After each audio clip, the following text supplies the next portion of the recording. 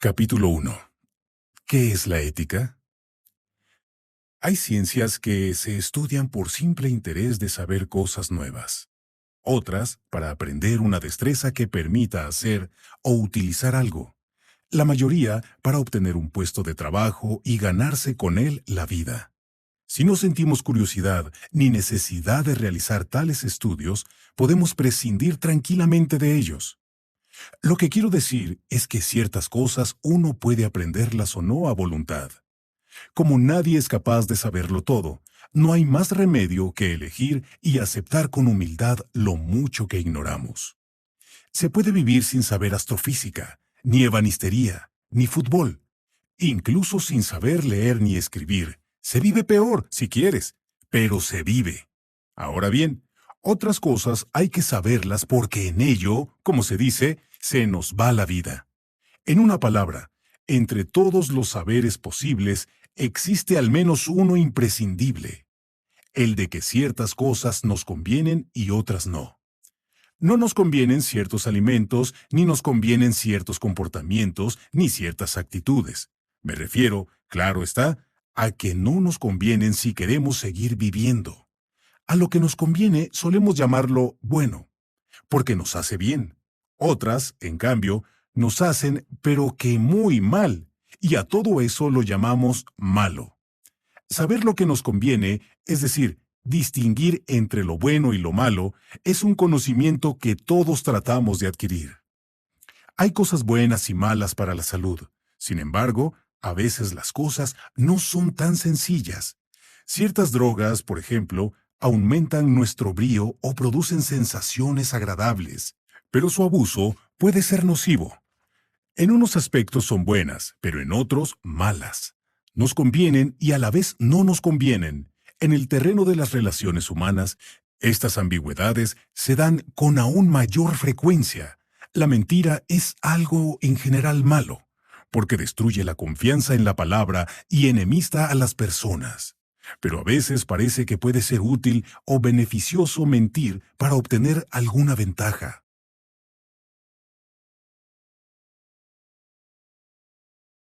O incluso para hacerle un favor a alguien. Por ejemplo, ¿es mejor decirle al enfermo de cáncer incurable la verdad sobre su estado o se le debe engañar para que pase sin angustia sus últimas horas? La mentira no nos conviene, es mala, pero a veces parece resultar buena. Por otra parte, el que siempre dice la verdad suele caerle mal a todo el mundo. Lo malo parece a veces resultar más o menos bueno, y lo bueno tiene en ocasiones apariencias de malo. Lo de saber vivir no resulta tan fácil porque hay diversos criterios opuestos respecto a qué debemos hacer.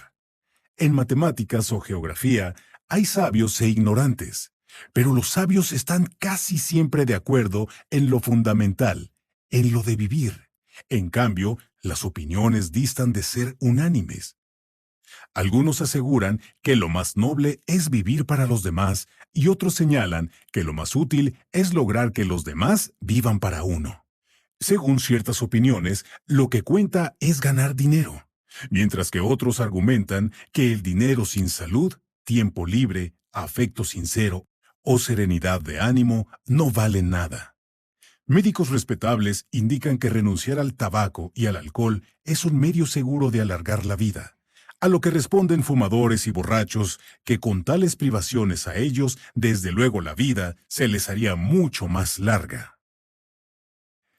En lo único que a primera vista todos estamos de acuerdo es en que no estamos de acuerdo con todos. Pero fíjate que también estas opiniones distintas coinciden en otro punto, es decir, que lo que vaya a ser nuestra vida es, al menos en parte, resultado de lo que quiera cada uno. Si nuestra vida fuera algo completamente determinado y fatal, irremediable, todos estos argumentos carecerían del más mínimo sentido. A diferencia, en su medio natural, cada animal parece saber perfectamente lo que es bueno y lo que es malo para él, sin discusiones ni dudas.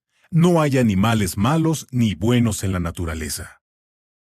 Voy a contarte un caso dramático. Ya conoces a las termitas. Esas hormigas blancas que en África levantan impresionantes hormigueros de varios metros de alto y duros como la piedra. Como el cuerpo de las termitas es blando, por carecer de la coraza quitinosa que protege a otros insectos, el hormiguero les sirve de caparazón colectivo contra ciertas hormigas enemigas, mejor armadas que ellas. Pero a veces uno de esos hormigueros se derrumba por culpa de un diluvio o un elefante.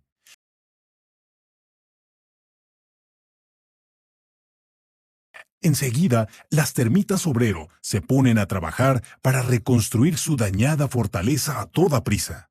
Y las grandes hormigas enemigas se lanzan al asalto. Las termitas soldado salen a defender a su tribu e intentan detener a las enemigas. Como ni por tamaño ni por armamento pueden competir con ellas, se cuelgan de las hormigas asaltantes intentando frenar todo lo posible su avance, mientras las feroces mandíbulas de sus asaltantes las van despedazando. Las obreras trabajan con toda celeridad y se ocupan de cerrar otra vez el termitero derruido. Pero lo cierran dejando fuera a las pobres y heroicas termitas soldado, que sacrifican sus vidas por la seguridad de las demás. ¿No merecen acaso una medalla por lo menos? ¿No es justo decir que son valientes? Cambio de escenario, pero no de tema. En la Ilíada, Homero cuenta la historia de Héctor, el mejor guerrero de Troya, que espera a pie firme fuera de las murallas de su ciudad a Aquiles, el enfurecido campeón de los aqueos. Aún sabiendo que éste es más fuerte que él y que probablemente va a matarle, lo hace por cumplir su deber, que consiste en defender a su familia y a sus conciudadanos del terrible asaltante. Nadie duda de que Héctor es un héroe, un auténtico valiente. Pero, ¿es Héctor heroico y valiente del mismo modo que las termitas soldado, cuya hazaña millones de veces repetida ningún Homero se ha molestado en contar? ¿No hace Héctor, a fin de cuentas, lo mismo que cualquiera de las termitas anónimas?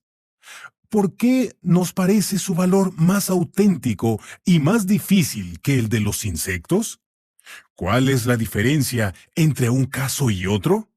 Sencillamente, la diferencia estriba en que las termitas soldado luchan y mueren porque tienen que hacerlo, sin poderlo remediar. Héctor, en cambio, sale a enfrentarse con Aquiles porque quiere. Las termitas soldado no pueden desertar, ni rebelarse, para que otras vayan en su lugar. Están programadas necesariamente por la naturaleza para cumplir su heroica misión. El caso de Héctor es distinto. Podría decir que está enfermo o que no le da la gana enfrentarse a alguien más fuerte que él. Es posible que sus conciudadanos lo llamaran cobarde y pensaran que era un descarado, o quizá le preguntaran qué otro plan se le ocurría para frenar a Aquiles. Pero es indudable que tiene la posibilidad de negarse a ser héroe.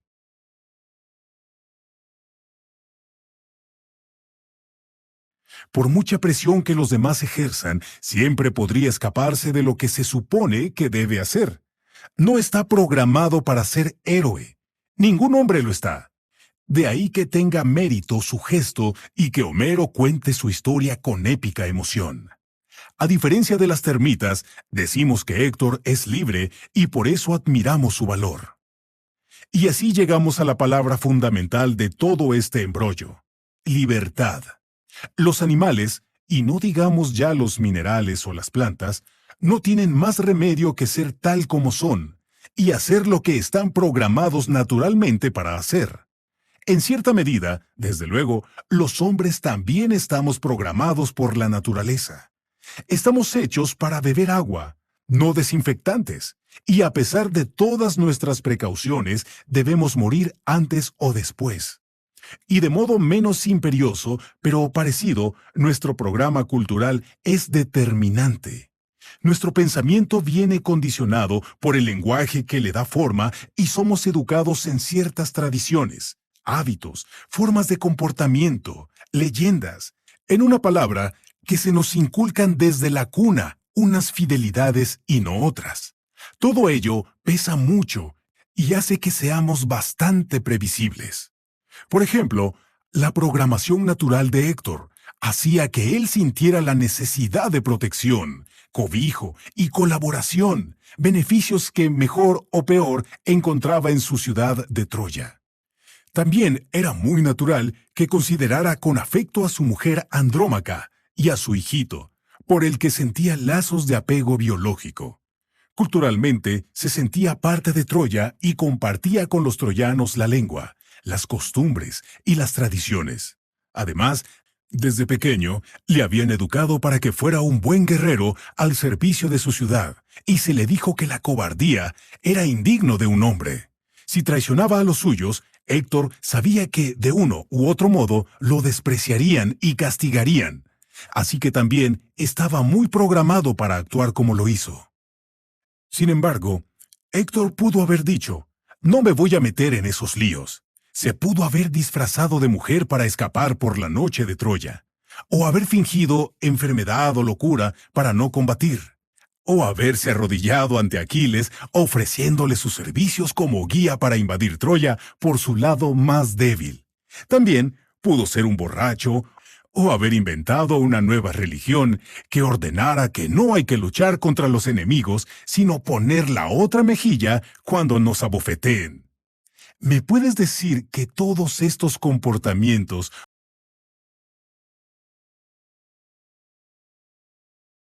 hubieran parecido bastante raros para quien era Héctor y la educación que había recibido?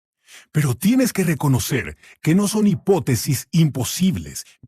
Mientras que un castor que fabrique panales o una termita desertora no son algo raro, sino estrictamente imposible. Con los hombres nunca puede uno estar seguro del todo, mientras que con los animales o con otros seres naturales, sí. Por mucha programación biológica o cultural que tengamos, los hombres siempre podemos optar finalmente por algo que no esté en el programa, al menos que no esté del todo. Podemos decir sí o no, quiero o no quiero. Por muy arrinconados que nos veamos por las circunstancias, nunca tenemos un solo camino a seguir, sino varios. Cuando te hablo de libertad, es a esto a lo que me refiero, a lo que nos diferencia de las termitas y de las mareas, de todo lo que se mueve de modo necesario e irremediable. Cierto que no podemos hacer cualquier cosa que queramos, pero también es cierto que no estamos obligados a querer hacer una sola cosa. Y aquí conviene señalar dos aclaraciones respecto a la libertad. Primera, no somos libres de elegir lo que nos pasa, sino libres para responder a lo que nos pasa de tal o cual modo. Segunda, ser libres para intentar algo no tiene nada que ver con lograrlo ineludiblemente. No es lo mismo la libertad, que consiste en elegir dentro de lo posible, que la omnipotencia, que sería conseguir siempre lo que uno quiere, aunque pareciera imposible. Por eso, cuanta más capacidad de acción tengamos, mejores resultados podremos obtener de nuestra libertad. Hay cosas que dependen de mi voluntad, y eso es ser libre. Pero no todo depende de mi voluntad. Entonces sería omnipotente. Porque en el mundo hay otras muchas voluntades y otras muchas necesidades que no controlo a mi gusto. Si no me conozco ni a mí mismo ni al mundo en que vivo, mi libertad se estrellará una y otra vez contra lo necesario. Pero no por ello dejaré de ser libre. En la realidad existen muchas fuerzas que limitan nuestra libertad, desde terremotos o enfermedades hasta tiranos. Pero también nuestra libertad es una fuerza en el mundo, nuestra fuerza. Si hablas con la gente, sin embargo, verás que la mayoría tiene mucha más conciencia de lo que limita su libertad, de la libertad misma. Te dirán, ¿libertad? ¿Pero de qué libertad me hablas? ¿Cómo vamos a ser libres si nos comen el cerebro con la televisión, si los gobernantes nos engañan y nos manipulan, si los terroristas nos amenazan, si las drogas nos esclavizan, y si además me falta dinero para comprarme una moto, que es lo que yo quiero? En un momento, te puedes dar cuenta que los que así hablan parece que se están quejando, pero en realidad se encuentran muy satisfechos de saber que no son libres. En el fondo piensan, nos hemos quitado un peso de encima. Como no somos libres, no podemos tener la culpa de nada de lo que nos ocurra. Pero yo estoy seguro de que nadie cree de veras que no es libre.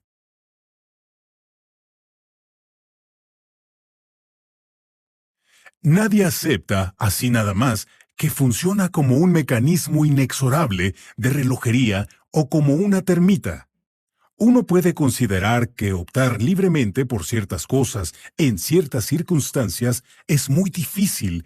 Entrar en una casa en llamas para salvar a un niño, por ejemplo, o enfrentarse con firmeza a un tirano, y que es mejor decir que no hay libertad para no reconocer que libremente se prefiere lo más fácil, es decir, esperar a los bomberos o lamer la bota que le pisa a uno el cuello.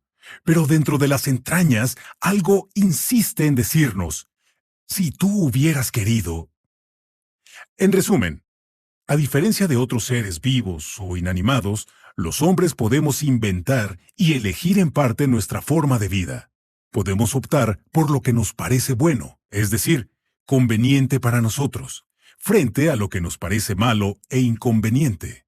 Y como podemos inventar y elegir, podemos equivocarnos, que es algo que a los castores, las abejas y las termitas no les sucede.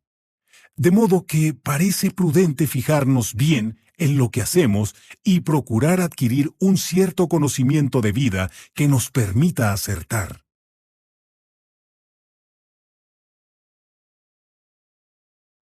A ese saber vivir, o arte de vivir si prefieres, es a lo que le llaman ética.